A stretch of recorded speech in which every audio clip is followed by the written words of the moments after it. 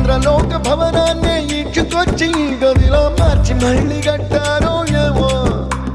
మాయజాలము తెలుసు మంత్రగారడి తెలుసు రెంటి కన్న ఇది ఇంకోటేమో నీలాకాశం నేలాకొస్తే ఇట్టాగే ఉంటాదో ఏమో ఈ సంతోషం దాచాలంటే హృదయాలు ఓ వంద కావాలేమో ఇంతందంగా ఉంటుందా ఈ లోకం ఇన్నాళ్ళు ఈ మనసుకి తెలియాలేదే పాపం